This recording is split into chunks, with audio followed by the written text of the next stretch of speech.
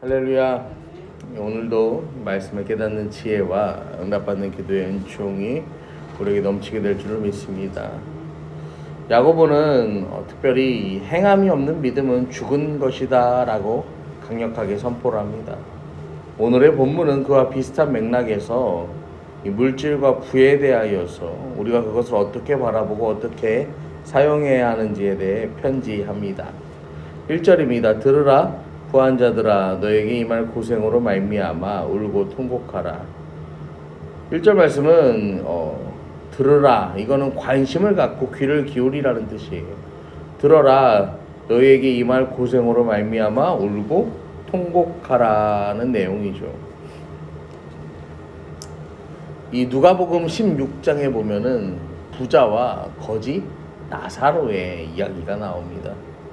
그 가운데에서 이 부자가요 뭐 하냐면요, 음부에서 고통 중에서 눈을 들어, 이런 표현이 있어요. 이 부자가요 하나님의 심판으로 임할 고난에 직면하면은 가슴을 치며 울부짖는 걸 이야기하는 거예요.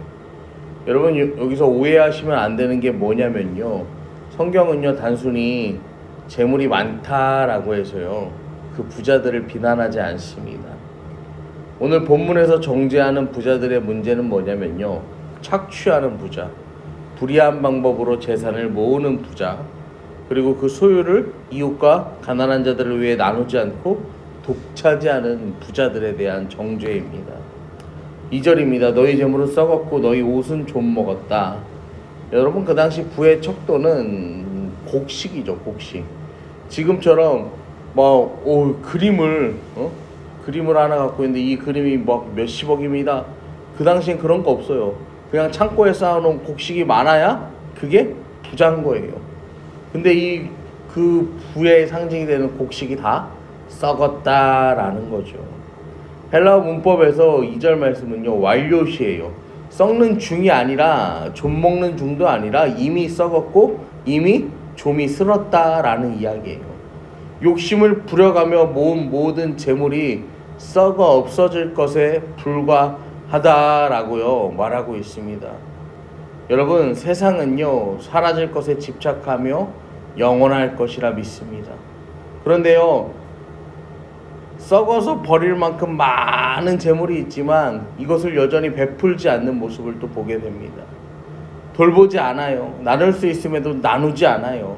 이것이 영원할 것이라 믿고 아끼고 또 아끼는 자들을 향해서 이 야고보는 말합니다. 3절에 너희 금과 은은 녹이 슬었으니 이 녹이 너희에게 증거가 되며 불같이 너희 살을 먹으리라.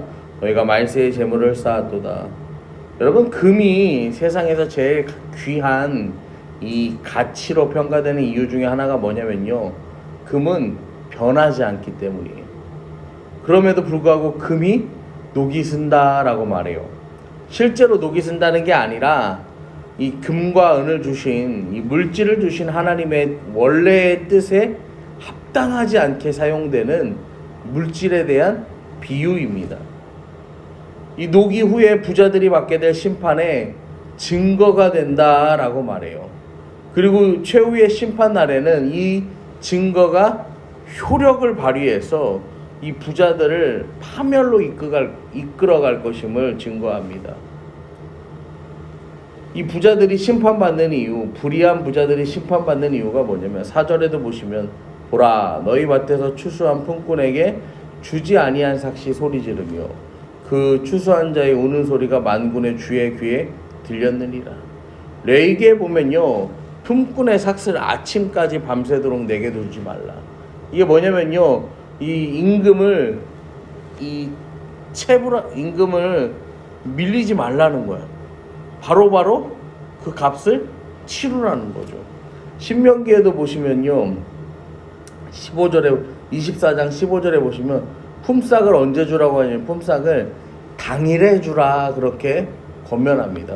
그리고 해진 후까지 미루지 말라라는 거예요. 왜냐면은 하루 일해서 하루 벌어서 하루 먹고 사는데 그 임금을 주지 않으면요 그 사람에게 딸린 그 모든 가족들은 어떻게 되는 거예요? 그날 하루는 굶어야 되는 거예요. 이러한 하나님의 명령을 분명하게 알면서 이 부당하게 착취하고 있는 이들이 있음을 경고하는 거죠. 5절에서도 보시면 너희가 땅에서 사치하고 방종하여 살육의 날에 너희 마음을 살찌게 하였도다 이야기합니다.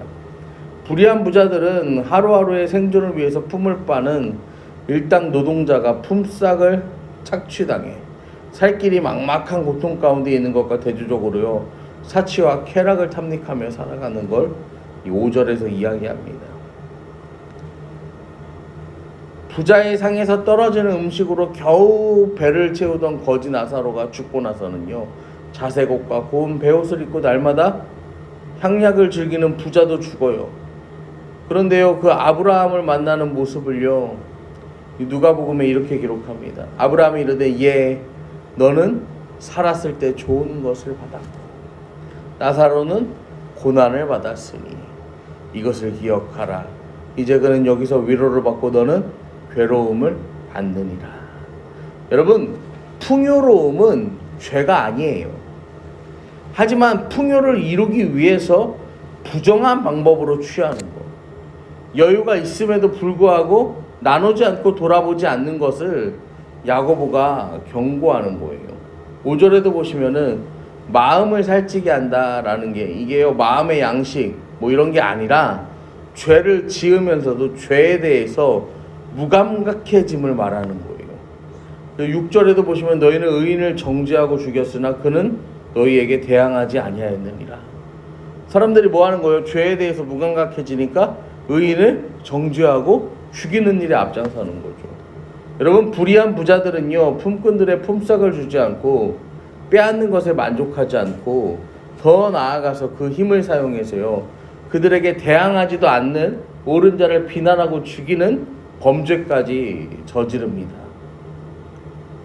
정죄한다라는 것은 법적 용어인데요. 이 억눌리고 가난한 품꾼들을요 법을 악용해서 짓밟는 그 현실을 이야기하는 거예요.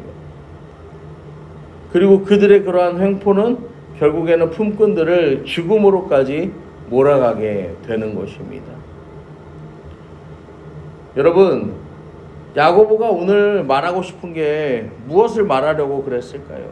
야고보는 단순하게 부자들이 가난한 자들에게 행하는 죄악을 폭로하는 데서 그치는 게 아니죠. 그들이 비록 현재 아무런 힘이 없어서요 대항할 수가 없어요. 대부분의 초대교회 교인들은 다 부자에 속해 있기보다는요 가난한 품꾼들에 속해 있었어요. 왜냐면은 초대교회 사람들은 다 박해로 인해서요 흩어집니다. 여러분 우리가요 내 삶의 기반이 있는 곳을 떠나서요 새로운 곳에 가서 정착한다? 이거는요 쉽지 않아요.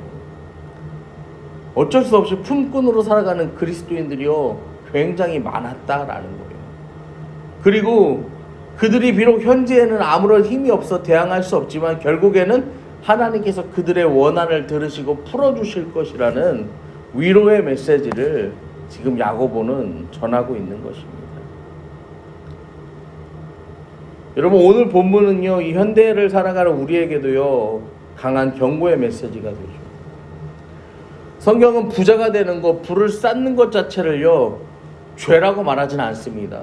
하지만 그 쌓은 재물을요 소유한 재물을 어떻게 사용해야 하는지에 대해서는요 우리한테요 이야기해요. 여러분 우리가 하다못해요 부탄가스를 하나 사도요 뭐가 있어요? 거기에 뭐가 있어요? 이 화기를 주의하고 이런 거는 위험한 데서 하면 안 됩니다. 우리 그런 표시가 있죠. 전기도 그래요. 그 다음에 화학물질, 독극물 이런 것도요 다 뭐가 있어야 되는 거예요? 위험물을 취급할 수 있는 자격증이 있어야 되는 거예요. 여러분 물질이라고 표현하면 그렇지만 우리의 신앙과 우리의 이 구원의 문제에요 영향력을 미칠 수 있는 이 땅의 것들이요 굉장히 많이 있습니다. 그런데요 우리는 그것들을 대할 때 어떻게 대합니까? 너무 무방비적인 상태로 대한다라는 것입니다. 여러분 그것을 사용하기 위해서 올바른 지혜가 우리에게 필요합니다.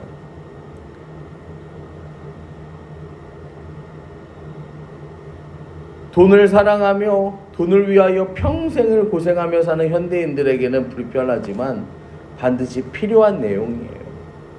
많이 쌓고 많이 소유하려 하지만 결국에는 모두 썩어버려요. 그래서 하나님도 잃어버리고 물질도 잃어버려요. 여러분, 두 마음 품은 자가 되지 말라고 오늘의 본문은 우리에게 이야기합니다. 전도서에 이런 말씀이 있어요. 두 손에 가득하여 수고하고 바람을 잡는 것보다는 한 손에만 가득하고 평온함이 나으니라. 여러분, 가진 것이 적으며 부족한 것 많지만 그래도 하나님을 목적으로 삼고 붙들고 사는 인생이요, 풍요로운 인생입니다. 이 전도서의 기자는 이 구약 시대에서요, 진짜 진정한 부자였어요. 솔로몬. 여러분, 그가 그렇게 이야기해요. 두 손에 가득하여서 바람만 잡는 것보다는 차라리 한 손에 가득하고 평온한 것이 낫다. 오늘도 하나님이 우리에게 주신 것에 감사하며 그것으로 자족하며 주님께 영광 돌리는 저와 여러분 되기를 축원합니다.